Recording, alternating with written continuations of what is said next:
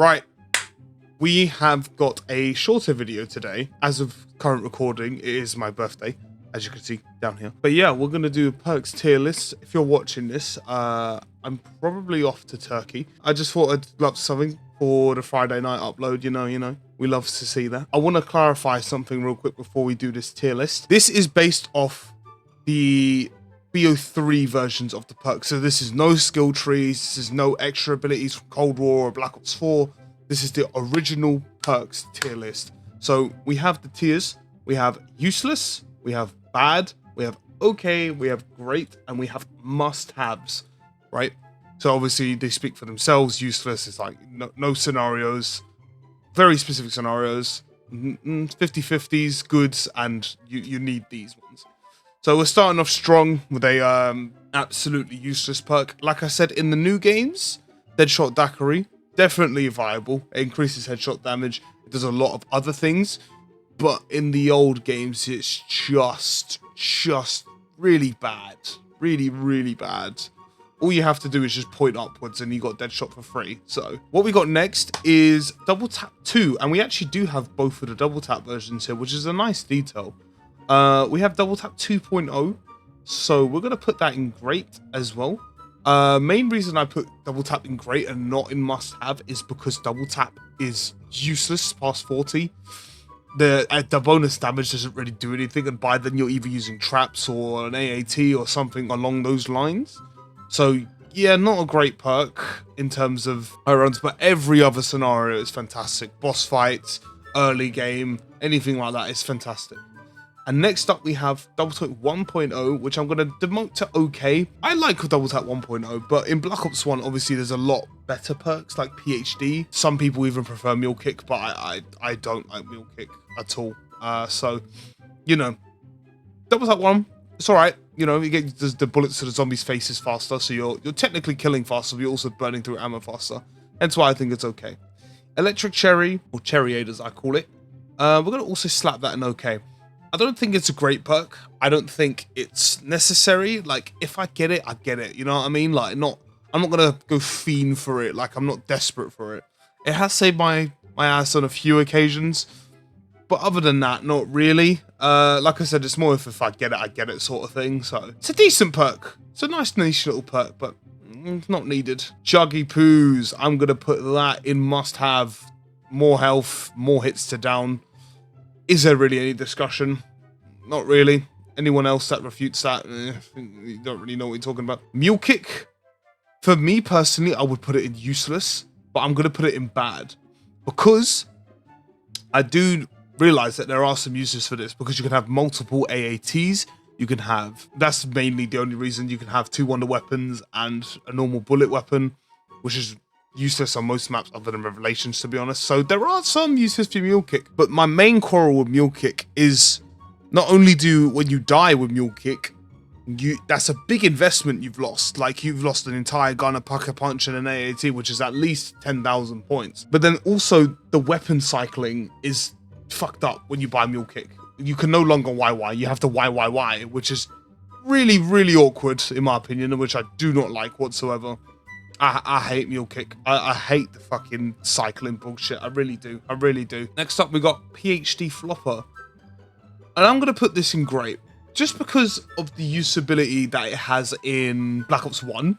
With the Call of the Dead high round strategies and Ascension and the Sallies and the Ray Gun. And I wish it was in more maps in Black Ops 2 because it is a great perk. But in terms of where it does no full damage, it really depends on where you are, what map you're doing on.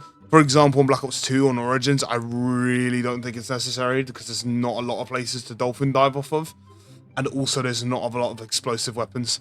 So the one map where we actually needed PhD, or we got PhD on, we don't have the Sallies. So what's the point, you know? And there's a Mark II, which is stronger than a ray gun. And the staffs. So yeah, just generally not a useful perk on Black Ops 2, but Black Ops 1 is great. It's a great perk to have, especially with Double Tap only being 1.0 as well. You can swap that out very easily. Quick Revive. We're going to assume this is the solo and the co-op version combined. We're going to put them into one and we're going to put it in must-have. Come on.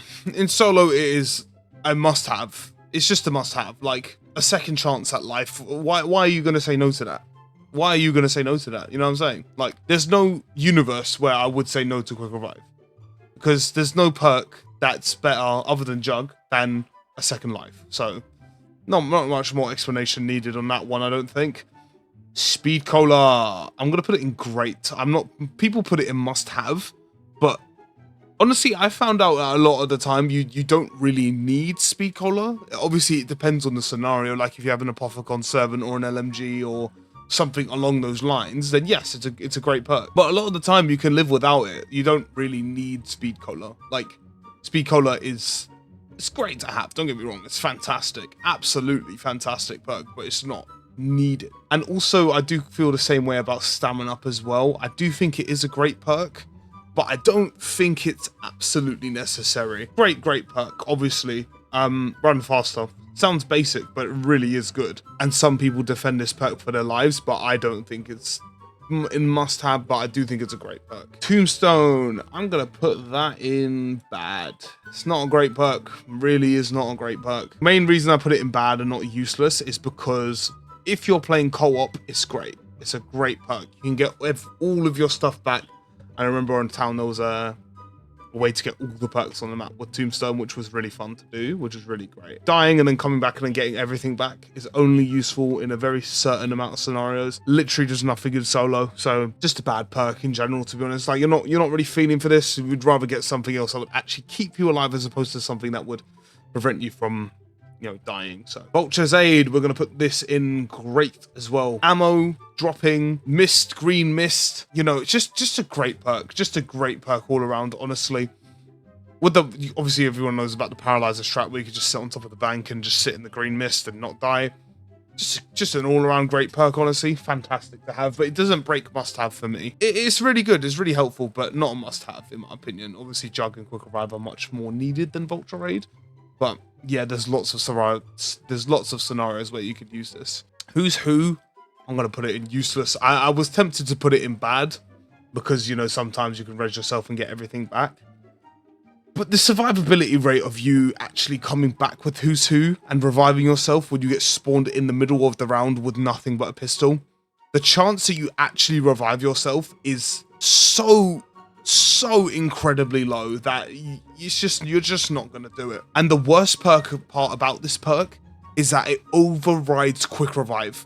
So if you have Who's Who and Quick Revive in the same game, instead of Quick Revive taking over, Who's Who will take over. And if you die in Who's Who, instead of going down like and getting back up with Quick Revive, it just cancels it out. It just entirely cancels it out. So if you're on Dire Rise and you get a free perk from the monkeys per se, and you have Quick Revive, guess what? Your Quick Revive is now useless. So absolutely terrible perk down there with Deadshot. Last but not least, we're gonna have Widow's Wine, and I'm gonna slap that in must have. The amount of times Widow's Wine has saved my ass is incredible. Does it have some drawbacks? Yes, it does. It can accidentally kill the last zombie. It can accidentally kill zombies that you don't want it to, you know? It does do that sometimes, and sometimes it messes up the train format. But upsides are so good you cannot put it in anywhere but must have. Usually in zombies, when you get cornered, you have about, I want to say 2 seconds to react, right? You have to pull out your insta-kill wonder weapon or your save my ass gun or whatever it is, right?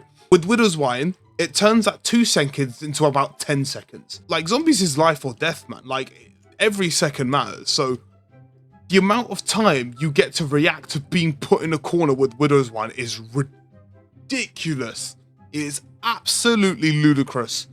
I've lost count the amount of times Widow's Wine has saved my ass, honestly. I would say it's probably one of the best perks of all time. And obviously they had to nerf the hell out of it in Black Ops 4 because it was too good. But yeah, that's pretty much my perks tier list. Honestly, I think anything other than this is pretty much wrong. I mean, you could demote the PhD down to okay, but I think it is a great perk for Call of the Dead and stuff. But yeah, this is it for me. This is the perk tier list. But yeah, that's going to be all from me. Hope you guys enjoyed. If you agree or disagree, feel free to put your shit in the comments. But yeah, that's all from me today. And I'll see you guys in the next one. Bye-bye.